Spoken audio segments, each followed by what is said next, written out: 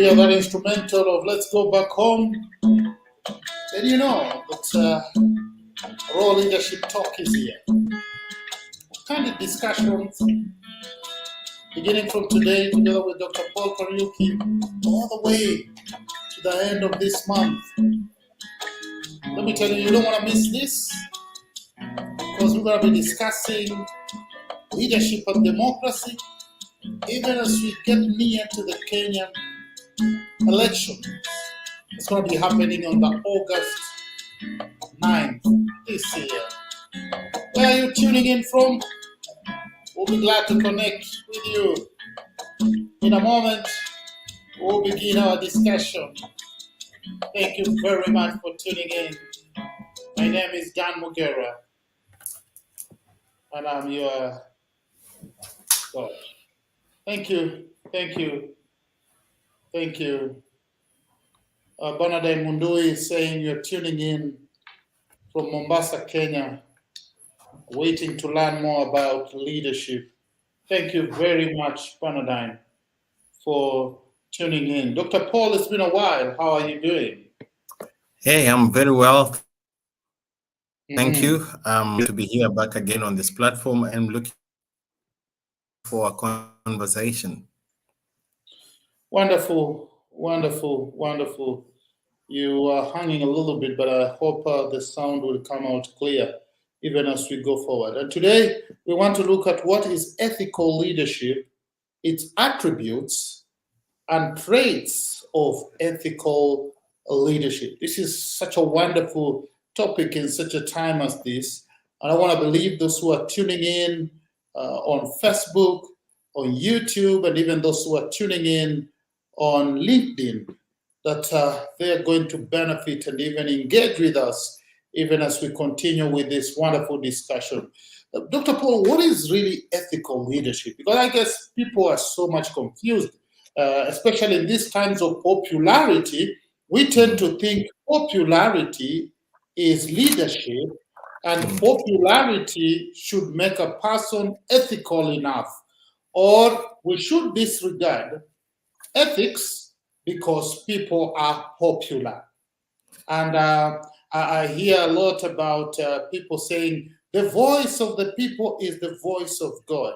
I usually doubt that statement, but it's used a lot during political times. But maybe to open this discussion, what is ethical leadership? So, Brother Dan, I think firstly, I agree with you. This is a very important conversation at this point in time in our world generally, not just because of the elections that are coming up in our country, Kenya, but across the world, we are seeing an increasing levels of leadership deficit. And what has been termed as leadership is not being questioned, because what leaders do and what they say, they seem to be like East and West. And the basis of this kind of a conversation is to help us to start to grapple with the essential fundamental principles of leadership that make people or make individuals to be leaders. And according to Dr. John Maxwell, leaders are people who have a certain set of principles that make people want to follow them. You do not coerce people to lead. When a leader has to coerce people to lead, then it means actually they are not a leader. He puts it in simple words that leadership is full stop, is influence, nothing less and nothing more. And so if leaders don't have that level of consciousness, it means then they're doing something else other than leading. So in this context, when we talk about ethical leadership, we have come now from that moment of just saying people are leaders because they have certain influence. Now we are talking about ethics, because there is an element in society that is missing, that the whole world, where people find themselves in, are looking for in an individual to be, so that they can earn their permission to lead them. And so when we talk about ethical leadership, we are talking about these core sets of principles that make people want to follow a leader, and they want to associate with this individual because there is a set of common goods, common values for common good that people can relate with and people can respect, and therefore they are able to follow because there is something that is so powerful in that individual that resonates with the values of people. And so, having said that, you will then see in the best terms that the concept of ethical leadership has gained momentum and traction in our world today, because we have seen this leadership decay in different aspects of our societal existence, from politics in leading nations to leading companies and even to leading homes and families. And so the concept is very much broad. It's not just restricted to one sector of our living, but it's actually a cross-cutting concept that cuts across all other sectors of our societal existence, and therefore the sets of principles that individuals or the public at large are looking for in an individual is what makes people think and believe that that individual is an ethical leader worth following. Thank you very much for that broad explanation of ethical leadership. And that quote by Dr. John Maxwell that leadership is influence, nothing more, nothing less. He actually said, if anyone thinks he's a leader, let him look behind and see whether there is anybody following. But in such a time as this of politics, where you may confuse followers for real followers, because it's easy to get followers for different reasons during such time. Then what are the attributes, Dr. Paul, that people should look for of ethical leaders? Is it because somebody has a huge following, or there are different attributes that we can actually look for when we are looking for a leader or an ethical leader for that sake? This is very important. And just to emphasize again, when we're talking about ethical leadership, we're talking about leaders who are walking the talk. They're not just talking what they want or how they want to see life or how they want to lead people. They're actually walking what they're saying. And this is where the difference comes in, because dependent on the context in which individuals are participating in a leadership context, whether it's in an organization or whether it's a societal leadership like in politics or in a corporate situation, there is something about individuals that needs to be matched with what they say and what they do. That's the basic assessment of what ethical leadership is all about. And when individuals fail on that level of testing, then there's a lot of other questions that need to be raised. And this is why it's important, for example, in a political context, we emphasize on civic education, for example, because when a citizenry is not informed on what to look for, it's very easy to be carried away by what you're describing, where people do not know what popular leader and a leader, ethical leader, is about. A popular leader will always tell you one thing, but does exact opposite. An ethical leader will stand up for the test and be able even to be willing to step aside should there be a confrontation or a conflict of interest between what they say and what they aspire. Now, having said that, the list of attributes is very long. We cannot exhaust it, but I can point out about 8 of them that are very, very critical. And they're not, that are very, very important. One is honesty. You cannot walk and talk the same thing if you're not able to say things in an honest manner. Now, that's a very big word in our society today because it's very elusive. We can hardly even touch it because, as I said, it's very important to remember. Well, I remember in the early days when we were growing up, we were told that I had some of these experiences where some of these leaders in my context at the time, whether it's school or just in general in society, they will say, leaders say what they say, but don't do what they do. And that's the greatest misrepresentation of leadership. Leaders are known by being able to walk what they say, and consistently so. So honesty is one of that attribute that every ethical leader must subject themselves to, and it's easier said than done. The second attribute is the attribute of integrity. In other words, can the words that they say be trusted? It's as simple as that, yet a very powerful test. And especially if we think about in the political world, where leaders can tell you anything just to woo you for voting or for your vote. Mhm. But they mean exactly opposite. And it's unfortunate that around the world, not only just in Africa, around the world, we have so many case studies of leaders who have failed on the integrity test at many levels. The other one. Then, Dr. Paul, just right there, could it be then that people really, while they identify with this attribute of integrity, people really don't care much about the practical aspects of integrity. And leaders know this, so they will pretend like they're integral. Or sometimes even people know this leader is not of integrity, but they will blindly still emphasize that he's a better option than all the rest, regardless of that. What really makes people get to such a level where they don't care, even though they know this particular person is not of integrity? You see, that's exactly why I mentioned at the beginning of our talk that we are seeing what we're seeing is a large deficit of what leadership means in society, to the extent that there is very, very little room for the population or public in broad sense to really interrogate what a leader wants to demonstrate as far as integrity is concerned. The first thing is that also because there is also a lack of what I would call a determination to be different. There cannot be a situation that the only choice people have is what they say, the lesser devil or the better devil than the other devils, whoever does say so.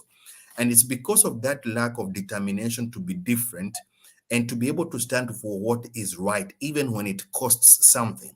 Because standing, for example, when you think about people standing in for integrity, it will mean that it might even end up not, if you think in an election, then it means people not have an election.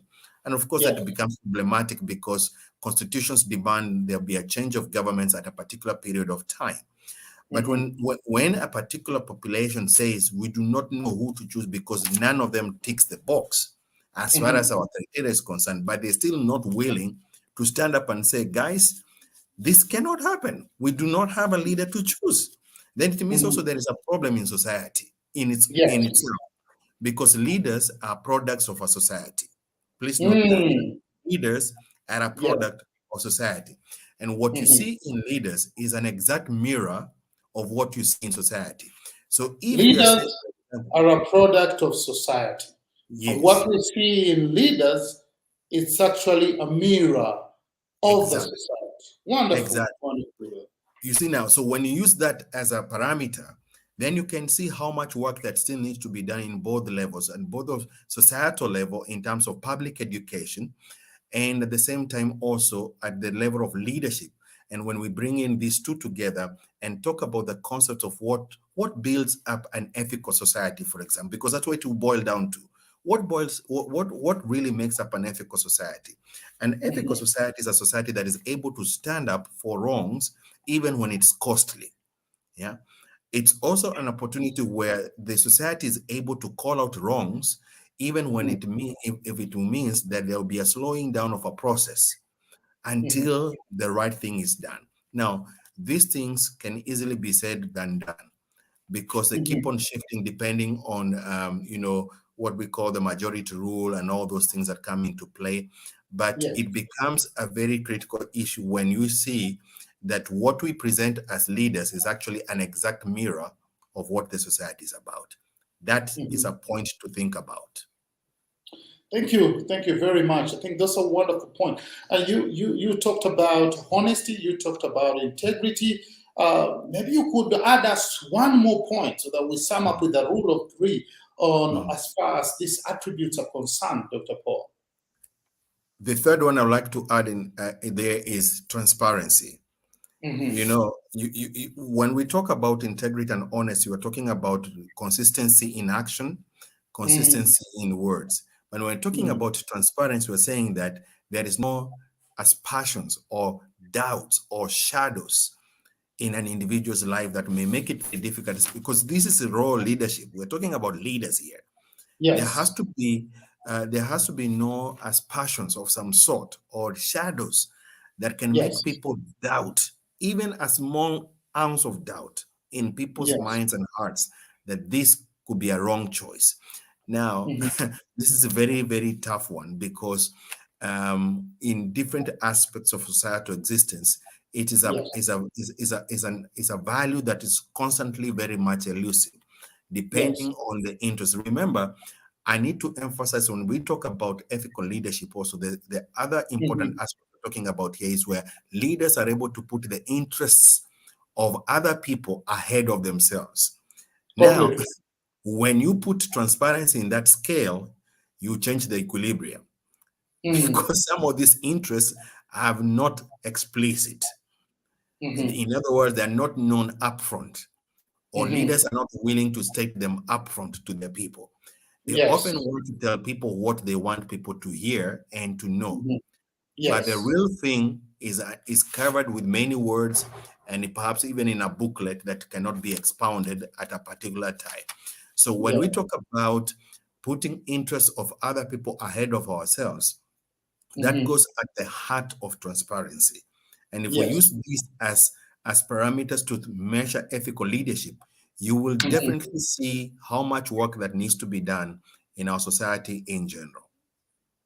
Wonderful, wonderful thoughts right there. Dr. Paul, I'm sure when we talk about ethical leadership and its attributes, we are also keen on some traits.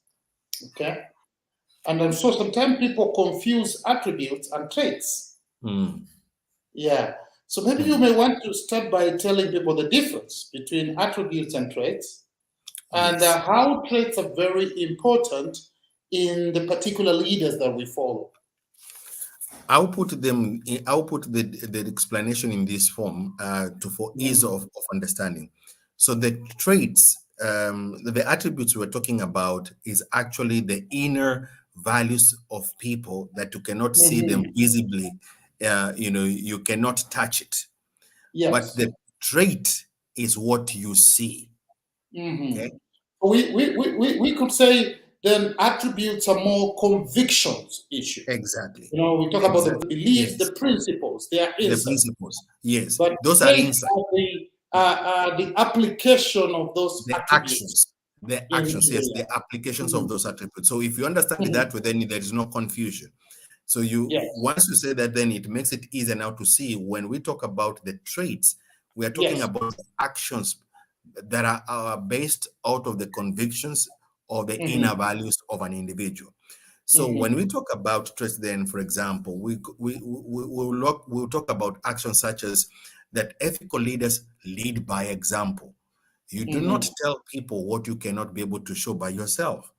You Yes. see, so if you think about the traits we've just spoken about now, the attributes we've Hmm. just spoken about honesty, about Yes. integrity, about transparency, how do you see them in practice? Is leading by example. Yes. Exactly, isn't it? And you're able to see that in a leader, that what they're telling people to say, then they're actually doing what they say. Yeah. Mm. You see, so you're putting that principle into action and people are able to relate with it because they can see it, they can identify with it. You see, Hmm. the other attribute here is that leaders who are ethical are able to lead with empathy, and they are able to manage the different stresses that they experience effectively without becoming a problem to society. There are Yes. some leaders who are known not to manage those very well, and then Hmm. it becomes when things get out of hand. Because make no mistake, leadership is a stressful work on a Hmm. daily basis. And one of the things that leaders don't do often, I think we've covered in one of our past episodes, was Yes. when we were talking about mental health issues around leadership, is that Yes. when leaders, ethical leaders, do not go about, for example, venting out on everyone just Yes. because they cannot manage the situation properly, then Hmm. of course, when they go about, and we see that in society many times in different spaces, not only just in politics, but even in corporate and other levels of leadership in society. But when Hmm. leaders are not able to manage pressures and step out of those boundaries, and then they start becoming aggressive to people because of something, or it could be even a simple thing like a difference of opinion, then you see, then they lose that trait very quickly. Ethical leaders know how to manage their moments of pressure and are able to lead themselves and lead us through that kind of a situation at a particular time. The other aspect is that they respect people equally, with irrespective of who they are dealing with. The young, the old, the big, and the small, whoever these people are. Ethical leaders are by nature respectful people. Now, respect is also a value that you cannot see. It's inside a person. It's a value system of a person, but you can see it in practice by the way an individual reacts when they meet different people. We are seeing, for example, our society around the world now that has become very insensitive to, for example, to women in leadership. Yeah, since this is about leadership talk, and you see that when a person, as an individual, as a male person, is not able to respect themselves, they cannot be able to respect even female colleagues who are in leadership, because the element, the value is so weak in them to the extent that it colors their judgment in the wrong way. So ethical leaders by nature are respectful people. They know when to hold their thought, and they also know when to speak, and when they speak with respect and decorum. Now, that's what really makes it very challenging as a trait, because leaders are exposed to different situations at different times, and don't forget they are also human, but we don't use their humanness as a weakness to embrace certain values that can come again or can go against what they are trying to portray in society. And that is why it's become a challenging aspect to balance in life, because at the end of the day, they are human beings that are exposed to different issues, and they have an opportunity to express certain emotions at different times. But ethical leaders are able to control what we would say self-control. They're able to exercise self-control and manage to lead through a stormy water or a stormy phase. Thank you. Sophia Halima Rahma saying following from Isiolo. Thank you for tuning in. Dorothy saying following, glad to be connected. Martin, you talk about very impressive, even though you're saying your network is low in Hargeisa, Somalia, and so you are not able to really listen to this right now very well, but you promise to listen to this teaching once network is restored. Nicasio from LinkedIn, you said values-driven leadership, trust, and authenticity. And Dorothy is asking a question here, which I think we have already explained. Is attributes same as values? And we said yes, attributes is same as values. It's what is within you. These are your conviction. Dr. Paul, this has been a wonderful discussion. I don't know, in 1 minute, what will be your parting shot, even as we bring this broadcast to an end? I would like to say this, that ethical leadership is a conscious decision and must be an intentional action on the part of a leader. It cannot be otherwise. Otherwise, it has become the aspect of society that we need desperately at this point in time around the world. We want to see and we want to follow leaders that do embrace values that resonate with people, values that actually share their ideals for common good, and values that do promote the sense of humanity that we want to see. We are seeing a leadership society that is littered with self-interest and greed and all kinds of things that do spoil or contaminate what we want to see, a society that is able to look after itself consciously and sustainably. We want to see leaders that are able to exercise integrity, honesty, fairness, and being impartial, and are able to make this concept an intentional decision for their leadership journey. Wonderful thoughts there. I mean, it can't get better than this. Ladies and gentlemen, it's going to be a month of so much information in relation to leadership and democracy. And who is better placed to explain this to us than Dr. Paul Kariuki of DDB, Democracy Development Program in South Africa. We are so proud to have you here, and so glad that you will be with us, taking us through leadership and even democracy matters. Thank you very much for those who tuned in. Faith Mwangi say, following from Nairobi, a good topic indeed. And Bernardine, you say, self-ethical control individual as a leader. Amazing, amazing, amazing. Ladies and gentlemen, we are always glad to bring this to you from the Africa Center for Public Speaking, and we want to believe that you will have enjoyed this show today and that next Tuesday, you'll be right here with us for these powerful insights going forward. Thank you very much, and may God bless you.